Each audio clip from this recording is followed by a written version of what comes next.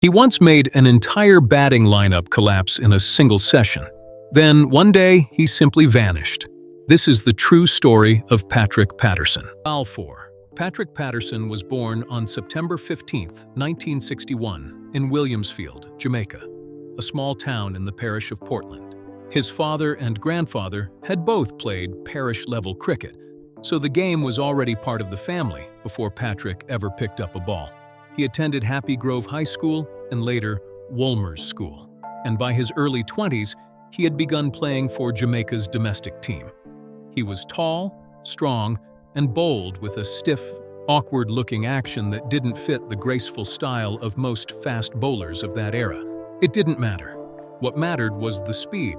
By the time he reached international cricket, teammates and opponents alike were calling him one of the fastest bowlers anyone had ever seen.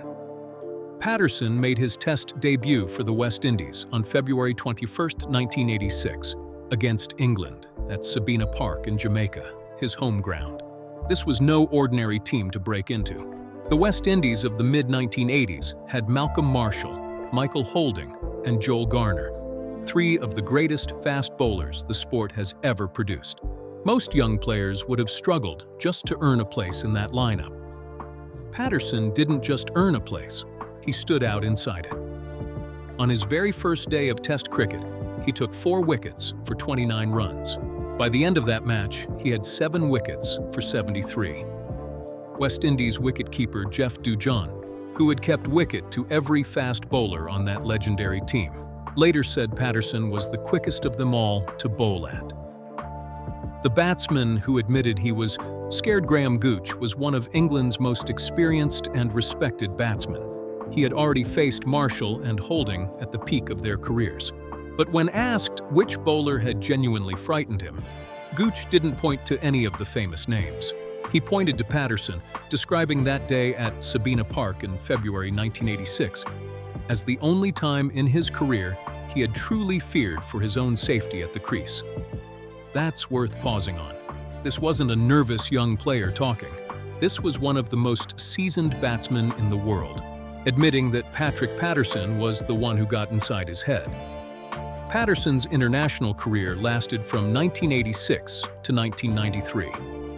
In that time, he played 28 Test matches and took 93 wickets, with a bowling average of 30-90 and a strike rate near 52, meaning he took a wicket roughly every 52 balls, a figure that still ranks among the best of any fast bowler in Test history. In one-day internationals, he played 89 matches and claimed 90 wickets, with a best performance of 6 wickets for 29 runs. His standout Test performance came in the 1987-88 series against India, where he took 5 wickets for just 24 runs in Delhi, bowling India out in barely a session of play. He also took 5 wicket hauls against Australia in 1991 and against England later that same year. For most bowlers, one of those spells would be a career highlight. Patterson had several. If there's one moment that defines Patrick Patterson's reputation as much as his bowling did, it happened during the 1988-89 tour of Australia, at the Melbourne cricket ground over the Christmas period. Patterson had been struggling for form on that tour.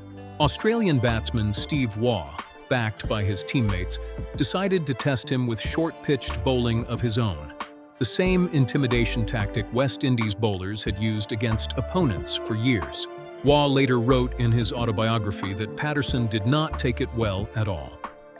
At the end of that day's play, Patterson reportedly walked into the Australian dressing room and told the players there, to their faces, that they would pay for what they had done to him. Some accounts describe the exchange as going even further than that. Whatever was said, Patterson backed it up on the field.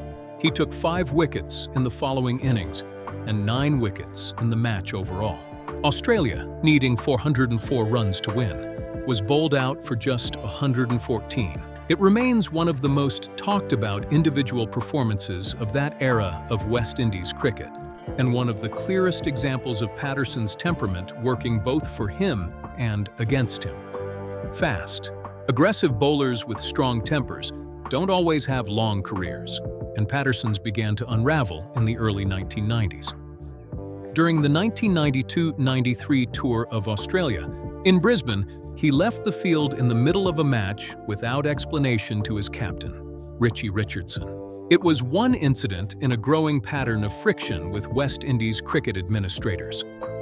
He played his last Test match on November 27, 1992, against Australia, and his final one-day international on February 25, 1993, against Pakistan.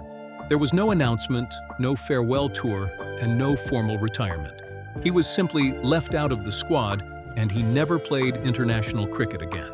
He continued playing domestic cricket for Jamaica until 1998, and had earlier spells with Lancashire in England and Tasmania in Australia. But by the mid to late 1990s, he had faded almost entirely from public view.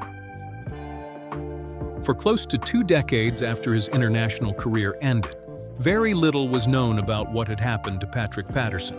He gave no interviews. He didn't appear at cricket reunions, commentary boxes, or exhibition matches, the kind of appearances that keep most former players connected to the sport that made them famous.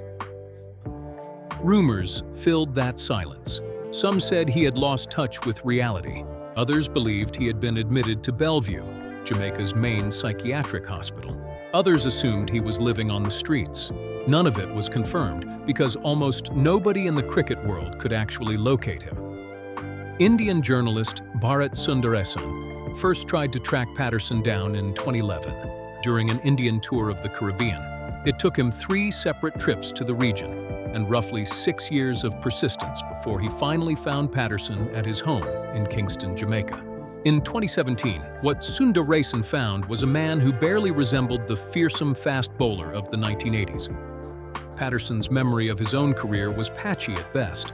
He spoke about external forces, a phrase he used to describe unnamed people or influences he believed were controlling his circumstances. At one point, he described hearing that people believed he had been placed in Bellevue, the psychiatric hospital, and said the rumor frightened him deeply. Sundaresan published the story under the title Patrick Patterson, The Story of an Unquiet Mind, and it remains the most detailed first-hand account of Patterson's later life available anywhere.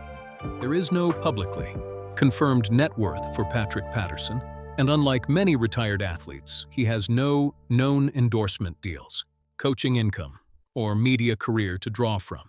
What is documented is far more sobering than any dollar figure. In May 2021, Bharat Sundaresan launched a GoFundMe campaign on Patterson's behalf, explaining that the former fast bowler was struggling to afford basic groceries and was, in Sundaresan's words, just about managing to get 2 meals a day. The campaign aimed to raise $20,000 to help cover his day-to-day living costs. It's a stark contrast for a man once considered one of the most feared athletes in world cricket, a reminder that fame and financial security don't always travel together, especially for athletes from an era before modern player pensions and support systems existed. Patterson still lives in Jamaica, largely out of the public eye. He is now in his mid-60s, and while he has occasionally been honored by cricketing institutions, including a tribute match organized by the University of the West Indies, alongside former teammate Chris Gayle, he has never returned to the level of public life his career once suggested he might have. Patrick Patterson's career lasted less than a decade at the international level, but in that short window, he became one of the most feared fast bowlers cricket has ever seen, frightening a man like Graham Gooch, who had already survived some of the most hostile bowling in the sport's history. His numbers hold up against bowlers with far longer, far more celebrated careers. But his story isn't only about wickets and speed. It's also a reminder of how quickly a sport can move on from the very players who once defined it, and how little support many athletes from that generation had once the cameras stopped following them. Patrick Patterson terrified the best batsmen in the world for a few unforgettable years. Decades later, it took one determined journalist 6 years just to find out if he was still alive. If you found this story as remarkable as we did, let us know in the comments which West Indies fast bowler you think was the most frightening to face. and subscribe for more true stories from the history of cricket.